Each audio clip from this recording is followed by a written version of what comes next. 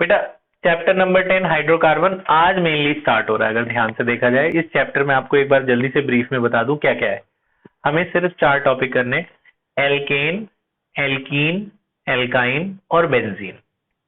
ये चारों की केमिकल प्रॉपर्टी, प्रिपरेशन और फिजिकल प्रॉपर्टी ये हमने पढ़ा। तो प्रिपरेशन, फिजिकल और केमिकल प्रॉपर्टी हमें चारों की पढ़नी है। बस ये 4 चैप्टर यही है, लेकिन चारों बहुत अच्छे हैं, इंपॉर्टेंट। आज शुरू करने जा रहे हैं एल्केन। एल्केन आपको पता है, एल्केन का जनरल फॉर्मूला है CnH2n+2, है ना। कार्बन हाइड्रोजन जो होता है वो कार्बन के डबल से 2 ज्यादा होता है ना। इसकी प्रिपरेशन, एल्केन के आपके कोर्स में कितनी प्रिपरेशन है देखिए। फर्स्ट प्रिपरेशन है from unsaturated hydrocarbon. Unsaturated hydrocarbon, unsaturated मतलब डबल बॉन्ड और ट्रिपल बॉन्ड, है ना। डबल और ट्रिपल बॉन्ड से सिंगल बॉन्ड कैसे बनाते हैं? एल्केन माने सिंगल बॉन्ड, है ना। तो पहला, अगर हमारे पास, अच्छा इस टॉपिक का नाम है, ये आपने 10th में भी करा आपने, हाइड्रोजनेशन करा है ना। हाइड्रोजनेशन या एडिशन रिएक्शन वही है। आपके पास CH2 डबल बॉन्ड CH2 है, आपको सिंगल बॉन्ड लाना है। आपको याद होगा इसमें हाइड्रोजन डाल देते थे in presence of nickel as a catalyst. तो निकल क्या करता है, इनके बीच के बॉन्ड को तोड़ देता है और हाइड्रोजन को भी अलग अलग कर देता है। और हाइड्रोजन दोनों में एक एक लग जाते हैं, जैसे 3 है ना, एक सिंगल बॉन्ड टूट जाए, 2 हाइड्रोजन है, एक हाइड्रोजन इस पे एक इस पे, तो ये CH3 सिंगल बॉन्ड CH3, तो इसका क्या नाम है? इथीन। इथेन से क्या बन गया? इथेन, है ना। ये आपने 10th में पढ़ा है, कुछ नया नहीं है। इसकी मैकेनिज्म है, मैं आपको कराऊंगा ये कैसे हुआ। तो इथीन से इथेन बनाना है तो हाइड्रोजन डालो, निकल के साथ बॉन्ड तोड़ेगा, एक पाई वाला टूटता है और ये 2 हाइड्रोजन भी टूट जाएंगे, एक एक दोनों पे लग जाएंगे। सिमिलरली अगर हमारे पास ट्रिपल बॉन्ड है, CH ट्रिपल बॉन्ड CH, इसमें आप हाइड्रोजन डालते हो इन प्रेजेंस ऑफ निकल, तो 2 हाइड्रोजन डालना है इसमें, क्योंकि एक बार पहले एक बॉन्ड तोड़ेगा तो एक एक एच दोनों पे लगेगा फिर दूसरा हाइड्रोजन दूसरा बॉन्ड तोड़ेगा तो दूसरा एच दोनों पे लगेगा। तो पहले ट्रिपल से डबल बनता है, फिर डबल से सिंगल बनता है। तो आप एक साथ 2 हाइड्रोजन डाल दो तो दोनों हाइड्रोजन टूट जाएंगे और 4 हाइड्रोजन है, 2 इस पे 2 इस पे, तो कैसा बन जाएगा? CH3 single bond CH3। तो ये आपका इथाइन था ना, इथाइन से इथेन बन गया। सिंपल है, ये आपने 10th में कर रखा है। दूसरा है from alkyl halide. From alkyl halide, alkyl halide से हमारे कोर्स में 2 प्रिपरेशन है, जैसे अनसैचुरेटेड से 2 थी, डबल से और ट्रिपल से। एल्काइल हैलाइड क्या होता है? CH3 CH2Br, this is alkyl, जैसे ethyl, and this is halide, halogen, halogen, fluorine, chlorine, bromine, iodine. तो इससे हमें क्या करना है? हमें ये ब्रोमीन हटाना है और हाइड्रोजन लाना है। हाइड्रोजन एक और लगा देंगे, इथेन बन जाएगा ना। तो इसका क्या नाम है? ब्रोमोइथेन। इसका क्या नाम है? ब्रोमोइथेन। ब्रोमोइथेन से सिर्फ इथेन चाहिए, ब्रोमीन नहीं चाहिए, तो इसमें भी मिला देते हैं आप hydrogen in presence of zinc and H+। H+ मतलब एसिड, जैसे HCl होता है तो उसमें से H+ निकलता है ना, तो एसिड के लिए ये लोग H+ दिखाते हैं। तो जिंक इज अ कैटलिस्ट और एसिड भी कैटलिस्ट है। तो वो क्या करता है? ये इनके बीच के बॉन्ड को तोड़ेगा, दोनों हाइड्रोजन को अलग अलग करेगा। 2 हाइड्रोजन है, एक हाइड्रोजन एक Br ले जाएगा, एक हाइड्रोजन एक Br ले जाएगा तो क्या हो जाएगा? HBr। एक हाइड्रोजन ले गया एक Br को, दूसरा हाइड्रोजन बचा वो यहां जाके कार्बन के साथ हाइड्रोजन शेयर कर लेगा, मतलब एक हाइड्रोजन यहां लग जाएगा, तो 2 से ये 3 हाइड्रोजन बन जाएंगे। तो कैसा हो जाएगा? CH3 single bond CH3 plus HBr, तो आपका बनाई, तो इथेन बन गया ना। ब्रोमो इथेन से क्या बन गया? इथेन। ब्रोमो हट गया, ब्रोमो ये ले गया हाइड्रोजन, तो एक हाइड्रोजन Br ले गया और दूसरा हाइड्रोजन इस Br की जगह आके लग गया था, तो एक भी हाइड्रोजन और लगा तो उसके 3 हाइड्रोजन हो गए। बात समझ में आई? तो ये एल्काइल हैलाइड की पहली है। दूसरी रिएक्शन दिख रही है, ये विजिबल है, ये दिख रहा है यहाँ पे। दूसरी रिएक्शन इंपॉर्टेंट है बेटा, ये 12th में भी है, ये वाली जो 12th में मैं आपको बता दे रहा हूँ वो आप याद कर लेना, इस साल भी अगले साल भी। इसका नाम है, कैपिटल में लिख देता हूं ताकि तुम याद कर लो, वुड्स रिएक्शन। इसका नाम है वुड्स रिएक्शन। वुड्स रिएक्शन क्या होती है? बहुत इंपॉर्टेंट रिएक्शन है, ध्यान से सुनना। अब यही एल्काइल हैलाइड फिर से ले रहा हूं मैं, दिख रहा? नहीं दिख रहा? ये दिख रहा है? हाँ यही लिख देता हूँ, देखो ध्यान से, CH3CH2Br, सेम ले रहा हूं मैं फिर से। कैटलिस्ट बदलने से, रिएजेंट बदलने से रिएक्शन बदल जाती है। देखो रिएक्टेंट और ये वाला तो सेम ही है। अब यहाँ पे हाइड्रोजन की जगह अगर हम सोडियम मिला दें, इन presence of a catalyst called dry ether, और ये डबल डबल ले लें, 2 सोडियम और 2 बार ये ब्रोमोइथेन, तो क्या होता है पता क्या होता है? जितने कार्बन होंगे ना उसके डबल हो जाते हैं। जैसे कितने कार्बन है? 2, इथेन है ना, इथेन से ये हो जाता है ब्यूटेन, 4 कार्बन हो जाएंगे। याद रखना क्यों, कैसे होते हैं मैं बता रहा हूं। 2 होंगे तो 4 हो जाएंगे, 3 है तो 6 हो जाएंगे, जितने होंगे उसके डबल हो जाएंगे। तो इथेन से क्या बन गया? ब्यूटेन। इथेन से क्या बना? ब्यूटेन। ठीक है, तो ये था ब्रोमो इथेन। और आपको क्या मिल गया है ना, इथेन से ये ऊपर दिख रहा है, इथेन से क्या बन गया? ब्यूटेन, प्लस NaBr बाहर हो जाता है, ये Na और ये Br बाहर। अब ये हुआ कैसे? अच्छा हाइड्रोजन लगा लेना सब पे, मैंने नॉर्मल लिखा है। ये कैसे हुआ देखो जरा, CH3CH2Br, CH3CH2Br। आपने ऐसे ऐसे 2 मॉलिक्यूल लिए थे ना, 2 मॉलिक्यूल लिए मैंने, और इसमें हमने मिला दिया 2 सोडियम।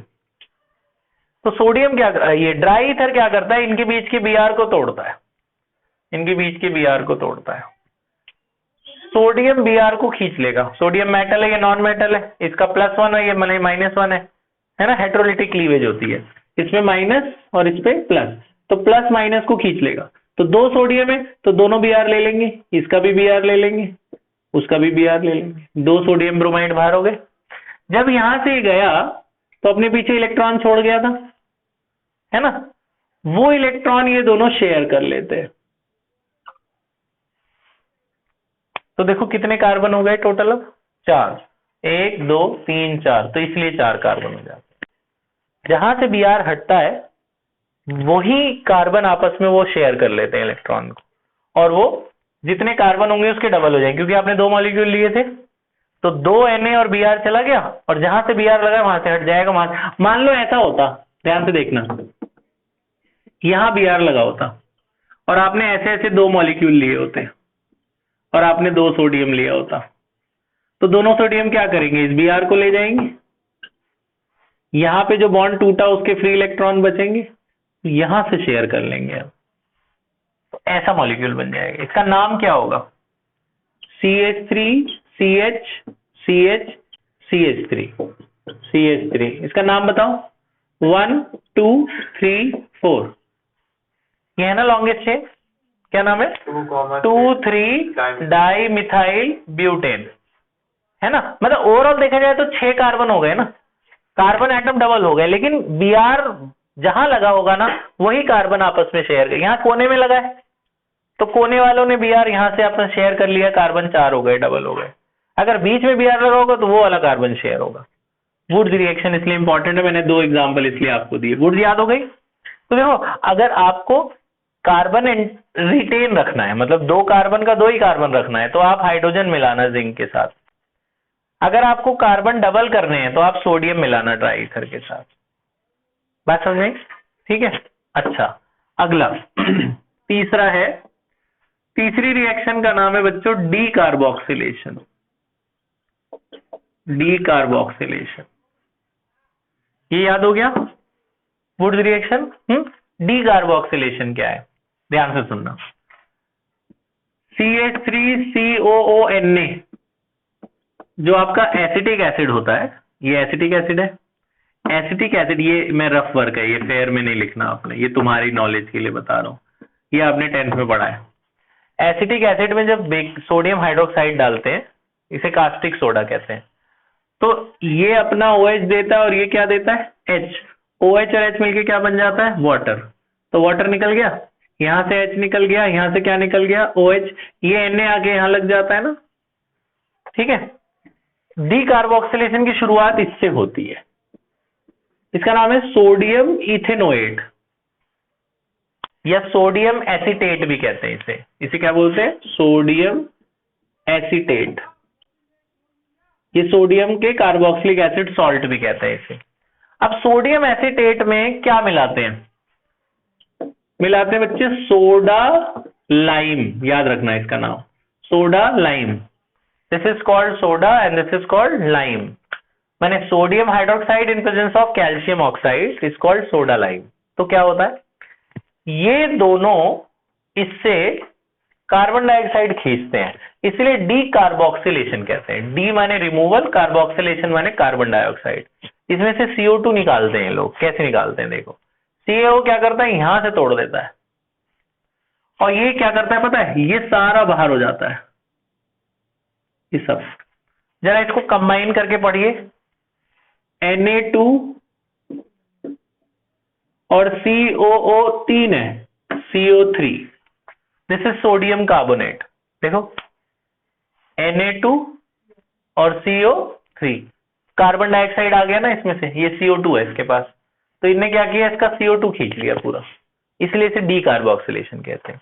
इसके पास क्या बचा हुआ है, H, ये तो पूरा बाहर चला गया। यहां क्या बचा हुआ है, CH3। CH3 ये H को ले लेगा, CH3 अगर एक H को ले लेगा तो क्या बन जाएगा, CH4। 3 H से एक H और आ जाएगा, क्या बन गया, CH4। क्या बन गया, मीथेन।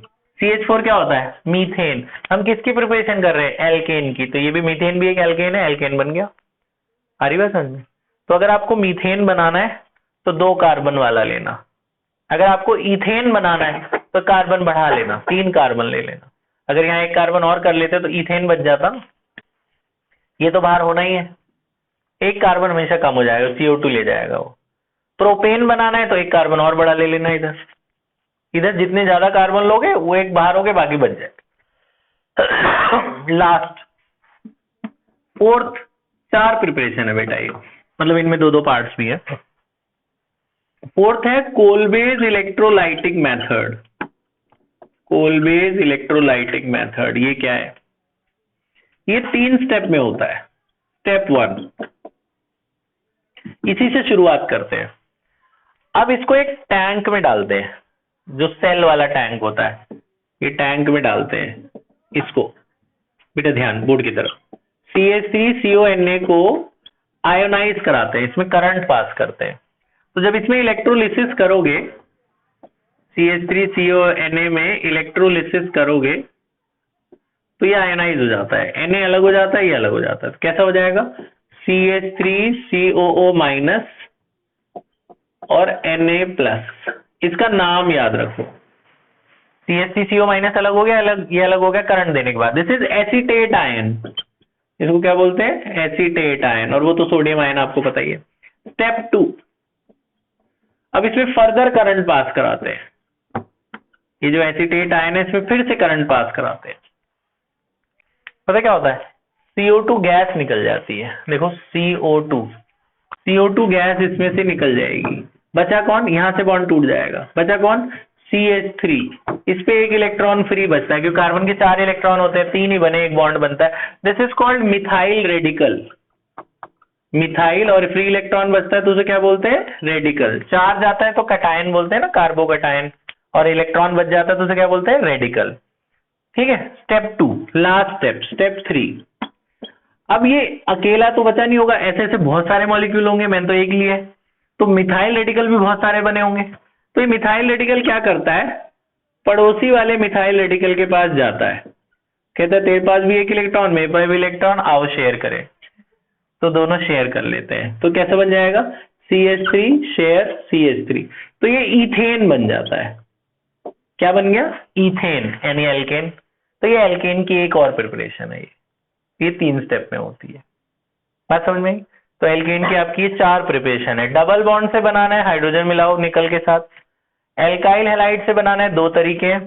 पहला तरीका, अगर कार्बन सेम रखना है तो हाइड्रोजन डालना जिंक के साथ, कार्बन डबल करना है सोडियम डालना डाई ईथर के साथ। कब क्या करना है वो क्वेश्चन में पूछेंगे आपको, उस हिसाब से आपको काम करना है। डीकार्बोक्सिलेशन कार्बन कम करता है। आप देखो यहाँ 2 कार्बन थे और वहां 1 ही कार्बन हो गया, मीथेन बन गया। और कोलबेज में कार्बन बढ़ गए, देखो डबल हो गए, मतलब यहाँ जितने थे उतने ही हो गए। देखो 2 कार्बन वाला था तो 2 ही वाला बना ना यहाँ। जितने थे उतने ही रहे एक तरह से, है ना। तो ये 4 प्रिपरेशन है, आप लिख लो, इसे लर्न कर लो, इस पे क्वेश्चंस करते हैं। पॉज कर दे बेटा।